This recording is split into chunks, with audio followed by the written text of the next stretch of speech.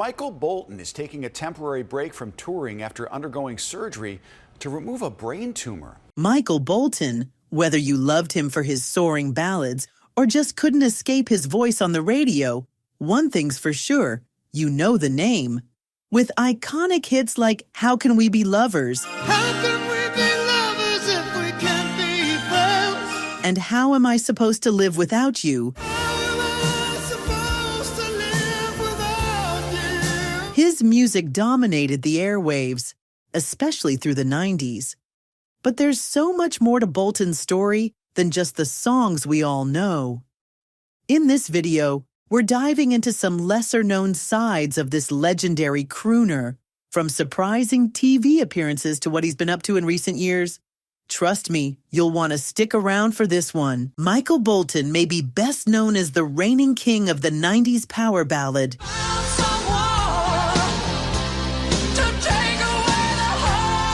But what most people don't realize is that his musical journey didn't start with those iconic hits. Before he became the soft rock legend we know today, Bolton spent years under his birth name, Michael Bolton, crafting music that didn't quite take off. Born in New Haven, Connecticut on February 26, 1953, Bolton's connection to music sparked early. By age 8, he was the kid who could remember every lyric and melody from the radio. It wasn't long before he started forming bands. By 12, he was playing in clubs where he wasn't even old enough to be a customer. But his talent drew crowds, and that's all that mattered to the venue owners. As a teenager, he found his way into the world of recording, teaching himself the ropes, and refining his sound. I was signed to Epic Records when I was 16. My mother had to sign it. I was too young, so she co-signed the record deal. Pretty incredible, right? Bolton's career, however, officially kicked off in 1975. And get this, he wasn't belting out the tunes we all know him for. Nope. He was all about hard rock. As the lead singer of Blackjack,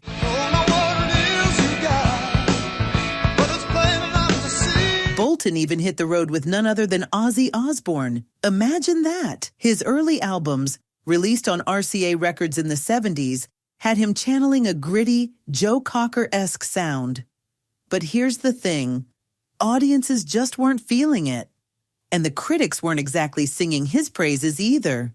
The albums would sell 13 copies, depending on how many my parents... I wasn't funny back then either. At all. By 1982, he found himself unemployed, living outside New Haven, and trying to support a wife and 3 kids.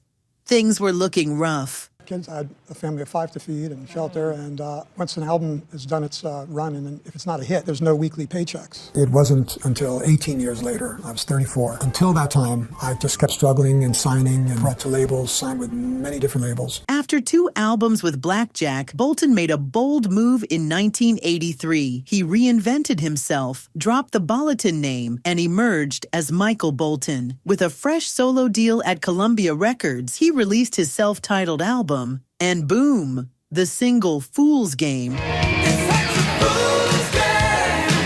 cracked the top 100, signaling that he was on the verge of something big. While he was busy opening for rock giants like Ozzy and Crocus, it was his songwriting that became his secret weapon. Someone suggested that I consider writing for other people. And I said, well, let's see where this goes, and started writing songs. I was getting covers for other people, writing songs and getting them placed on albums all over the place. People started recording my songs, and I started getting this thing called a paycheck. And then came the game-changing moment. Geffen Records gave him a call, asking if he could write a song for Cher, who was fresh off her Oscar win for Moonstruck. If I marry you, my mother will die. What the hell are you talking about? We're engaged. Bolton delivered big time with I Found Someone. A song that had been a minor hit for Laura Branigan,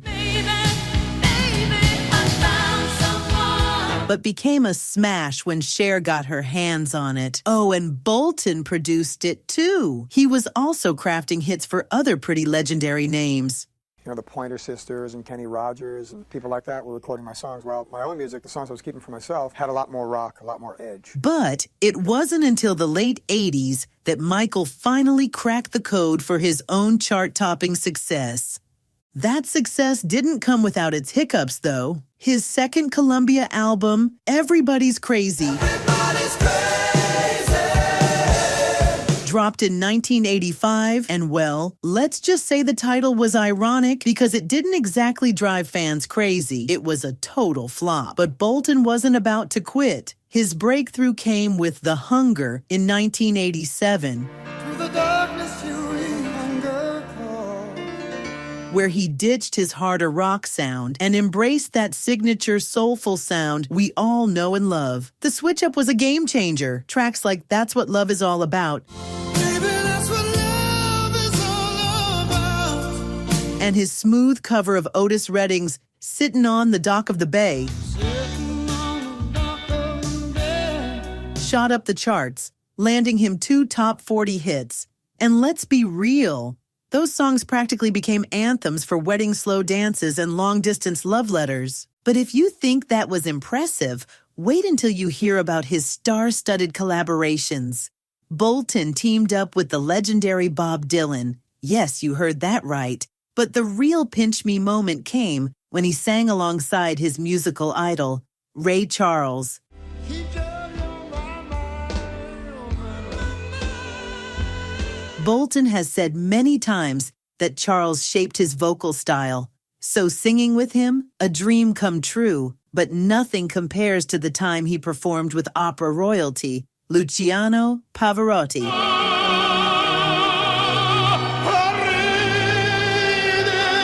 In July 1989, Bolton released Soul Provider. Soul provider.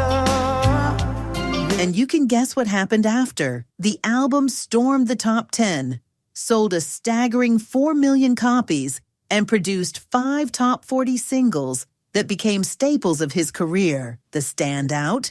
His heartfelt rendition of How Am I Supposed to Live Without You, How can I blame you when I built my world around? which claimed the #1 spot and won him a Grammy Award for Best Male Pop Vocal Performance. Soul Provider also gifted us with other unforgettable hits like How Can We Be Lovers How can we be lovers if we can't be friends? and When I'm Back on My Feet Again. When I'm back on my feet again. Talk about a comeback. Bolton's follow-up, Time, Love, and Tenderness, Like time, love, and tenderness. Time, love, and tenderness. released in April 1991, was even bigger. It hit #1 on the charts, sold 6 million copies, and included 4 top 40 hits, showcasing his evolving sound. His cover of Percy Sledge's When a Man Loves a Woman When I'm back in love with woman. became another chart-topping success, When a man loves a woman. along with the catchy Love is a Wonderful Thing, Love is a wonderful thing. which later led to a plagiarism suit from the Isley Brothers. You see, in 1994, a jury ruled that his hit Love is a Wonderful Thing Love is a wonderful thing. released in 1991, had plagiarized the Isley Brothers' 1966 song of the same name, Love is a wonderful thing.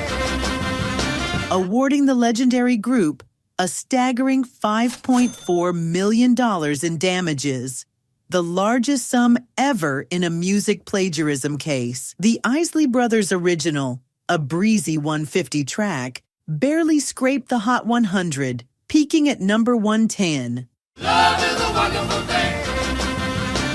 It delivered a feel-good message about love, complete with a sweet sax solo.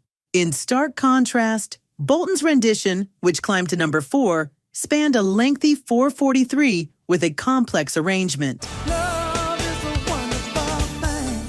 While the song shared a title and sentiment, the similarities were slim. Nonetheless, the jury sided with the Isley Brothers, leaving Bolton scratching his head, adamantly insisting he had never even heard the original. Fast forward to 2001, and despite exhausting all legal options and shelling out nearly $1 million from his own pocket, Bolton remained defiant about his hit. The U.S. Supreme Court ultimately refused to hear his appeal regarding a prior ruling from the Ninth Circuit Court of Appeals, which upheld the 1994 decision requiring Bolton, his co-writer Goldmark, and Sony Publishing to pay a total of $5.2 million to the Isley Brothers. Specifically, the Isleys received $4.2 million from Sony Music, while Bolton had to cough up $932,924, and Goldmark contributed $220,785. But by the late 90s, Michael Bolton stunned the world, not with another chart-topping hit, but by doing something no one expected. He chopped off his iconic hair. Now you might think, it's just hair. But for Michael Bolton, it was not just hair. His long, flowing curls had become as much a part of his persona as his songs. For years, that signature mane was a symbol, not just of rebellion, but of individuality. Bolton himself often recounted how from a young age, his hair set him apart. First of all, I had long hair as a kid when the British invasion happened, and Yes. the Beatles and the Stones, and all these long-haired groups. As a 12-year-old who had fallen hard for music, his long locks were a badge of honor, signaling his place in the world of bands and rockers. Over time, it wasn't just his thing. It became the thing that everyone associated with him. So, when he decided to cut it all off in 1997, it made global headlines. Yes, global headlines. By that point, with 30 million album sales under his belt, Bolton's appearance was so ingrained in pop culture that the haircut felt like the end of an era. According to Bolton, a staggering $50 to $100 million had been spent marketing his image worldwide. He even recalled watching the news in London when they interrupted a broadcast to announce the breaking news. And I was doing an interview, and I saw the headlines, and I went, oh my God, they're talking about me cutting my hair. But Bolton didn't just snip those curls without purpose. He auctioned off the hair for charity and raised an impressive $9,000. After making headlines for chopping off his iconic locks, Bolton returned in 1997 with All That Matters. Angels heard me calling, saw the mountains crumble. Hoping to keep his hit streak alive. But oh boy, did things take a nosedive. Instead of dominating the charts, the album barely made a ripple. No hit singles, and it vanished from the top 40 after 15 weeks. But as you know, Bolton is not one to give up. He switched gears in 1998 with My Secret Passion.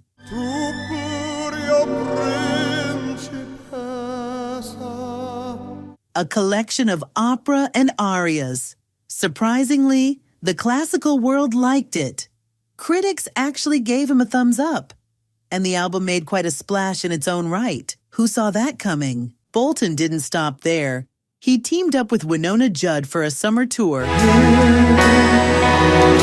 Sometimes a lie. But then, poof, he disappeared from the public eye for nearly 4 years. He finally returned in 2002 with Only a Woman Like You. Only a woman like you. His first album on Jive Records. He kept fans guessing again in 2005 with Till the End of Forever. Till the end of forever. A mix of new songs and live hits. And then, because why not, in 2006, he hit us with Bolton Swing Sinatra. Fly me to the moon. A tribute to the legendary Frank Sinatra, featuring a duet with his fiancée at the time, actress Nicolette Sheridan. Even as his cultural relevance started to fade in the 2000s, Bolton wasn't completely out of the game. Enter Drum roll, please. Lady Gaga. Lady Gaga sent me her first record just to give it a listen to what she was working on. The company sent me like what they thought would be a good idea for me to convince me to write with. Her album was done already. But the real game changer? Michael Bolton decided to embrace his fun side, and boy, did it pay off. Enter the Lonely Island's viral sensation, Jack Sparrow. This is the tale of Captain Jack Sparrow. If you haven't seen it, where have you been? This Saturday Night Live digital short catapulted Bolton to a whole new level of fame he never expected. I was like hiding in the corner of Saturday Night Live set, just in case they didn't like it. I was going to be like about here. People did like it. The video has nearly 250 million views, proving that Michael Bolton's sense of humor is as legendary as his voice. And let's not forget, this performance got him an Emmy nomination. Riding high on his comedy wave, Bolton didn't stop there. He started popping up all over TV, especially on 2.5 Men, I'm not going to go looking for your girlfriend. Why don't you see if Groban's available? where the running joke was how women couldn't resist his sultry tunes. His comedic cameos also included shows like Glee, I've never met Sue Sylvester or heard of this Thunder Bolton 69. Fresh Off the Boat, What are you doing here? Recording my new album in Orlando. I got to be in Florida 183 days out of the year for tax purposes. Last Week Tonight with John Oliver, Could hardly believe it when I heard the news today. and even a hilarious run with Honest Trailers Michael Bolton? I got some great singers who are friends of mine, and I think they'll come in and they'll help us win this Emmy. that earned him yet another Emmy nod. And that was not the end. Bolton executive produced and starred in Netflix's Michael Bolton's Big Sexy Valentine Special, How do you actually know the punks will show up? Oh, they'll show up. one of the platform's most popular comedies. He even had a memorable cameo in Showtime's hit series Billions. Yep, the man still got it.